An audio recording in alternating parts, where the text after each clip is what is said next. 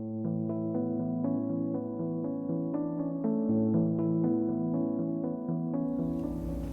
Alan Doderlein with the Depression and Bipolar Support Alliance, and we're talking today about triggers and warning signs of bipolar disorder. Joining me is Bob Kazel, the president of DBSA GLBT Chicago. Thank you for being with us, Bob. Thanks, good to be here. What are some signs that you might be headed towards a depressive episode?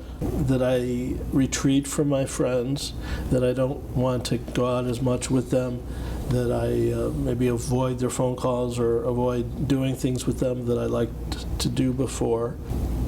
I spend more time in bed. I find it hard to get going in the morning, and then the morning leads to the afternoon, and sometimes I'm still not out. What about mania or hypomania? Things that indicate, I might be dealing with a manic episode or experiencing hypomania. I think for me the biggest problem is lack of sleep.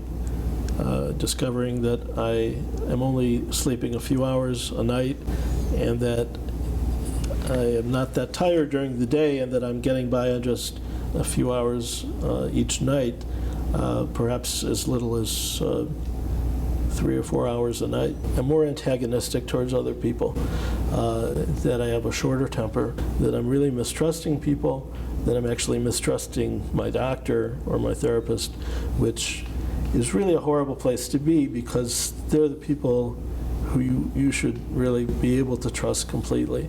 You know, if I'm constantly working on something and then having a lot of enthusiasm for it, but then the next day or the next week not being able to figure out why I had that enthusiasm and moving on to another project, that can be, I think, a sign of hypomania.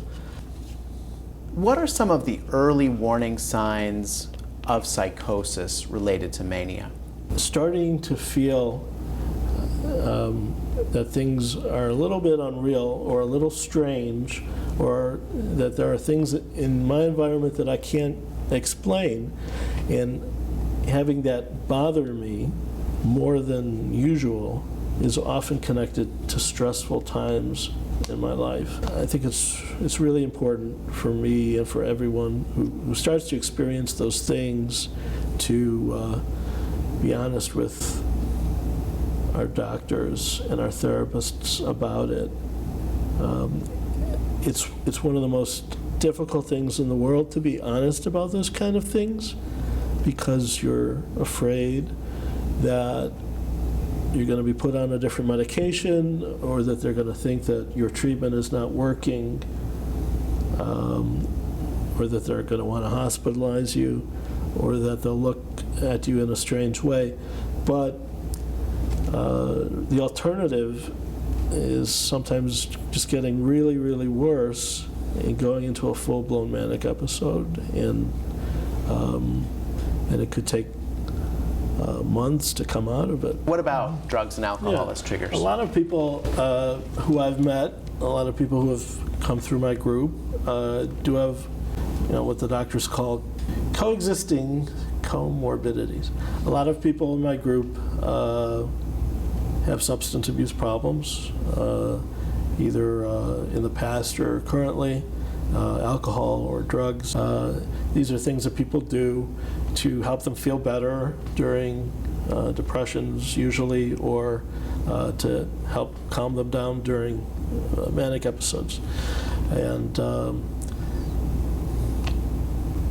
it can be a real problem. And I think, if possible, people should have psychiatrists and therapists who have experience with substance abuse, if they do have substance abuse problems, because there's ways they can be treated that are especially beneficial for them. How can you help others dealing with things that may be triggers or warning signs for them? I think giving them honest feedback about how you're perceiving them, how you think their mood is, being gentle in your observations, but not being afraid to point out behavior that you think is strange or reckless. I think sometimes it can be helpful for the person to attend a session with a therapist or a psychiatrist with his friend. I think it's just a good thing to do, that the friend gets familiar with the psychiatrist or the therapist in case there ever comes a point in the future when there's an emergency and you really will need your friends or family members to be in touch with your professionals. I think a lot of people like DBSA because it's their new family. It's a group of new friends who truly understand them, and they just enjoy the time that they spend so much in the group because their usual family, their natural family, and some of their friends, their other friends, don't really understand what it's like to have a mood disorder. Whether it's someone else sharing the feedback that you might be exhibiting some signs that you're headed for a depressive or hypomanic or manic episode, or if you're perceiving it, what are some strategies for dealing with it? It's really not easy to be able to objectively see for myself that these things are happening.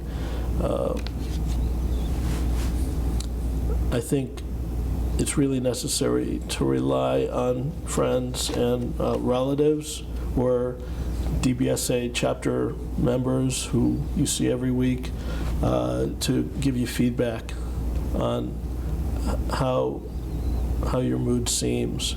The most important thing is to be completely honest with your therapist and your psychiatrist about how you're feeling. Some people have success with tracking their moods and tracking the amount of time that they sleep. And you can always bring these things to your doctor or your therapist to show them change over time and to demonstrate things that you believe are true and to document it, and that can be helpful. What are some signs that things are going well? Really, things are going well when I am sleeping well and going to bed at a reasonable hour and not having insomnia, sleeping through the night, and getting up at a reasonable hour in the morning in time for me to start my day and do my activities, because sleep is just such a powerful indicator for me that either I'm in a good place or in trouble. Well, this has been really great information and really great insights, Bob. Thank you so much for sharing these with us today. Well, it's been a pleasure to be here. Thank you. Mm-hmm.